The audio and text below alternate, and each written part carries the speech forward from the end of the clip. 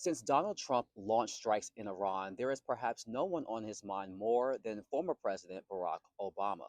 To date, President Trump has mentioned his predecessor at least 17 times during at least 6 public events since the February 28th strikes in Iran. In nearly every mention, the president has repeated some variation of how Obama's 2015 arms deal with Iran, officially called the Joint Comprehensive Plan of Action, was the worst deal in combating Iran's nuclear threat. And Obama, who was another terrible president, by the way, he was Barack Hussein Obama, terrible president. He was a divider, great divider. I call him the great divider. If I didn't terminate Obama's horrible deal that he made, the Iran nuclear deal, you would have had a nuclear war 4 years ago. You would have had nuclear holocaust.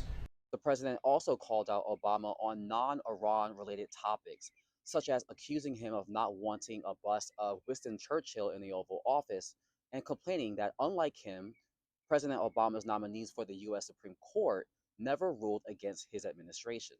During a White House event celebrating St. Patrick's Day, Trump again mentioned Obama, noting that a White House assistant physician who worked for both the Trump and Obama administration said that Trump was the healthiest president he had ever worked for. It's worth noting that the physician, Colonel James Jones, appeared to have been pressured by Trump, according to a New York Magazine feature. Democratic strategist Amisha Cross told the Griot, quote, "Obama has not had a single achievement domestically or internationally that Donald Trump has not taken a swipe at." Cross added, "He's been in a consistent competitive race with Obama and Obama's legacy since he got elected.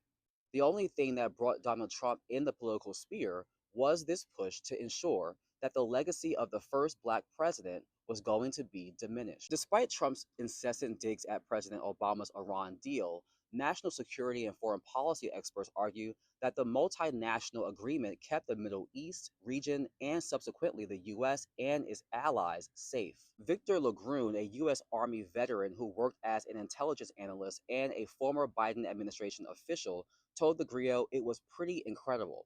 By contrast, he described President Trump's current military operation in Iran as, quote, super chaotic.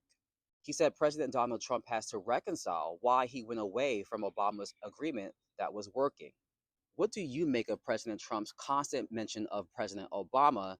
Let us know in the comments, and for more updates, head over to thegriot.com.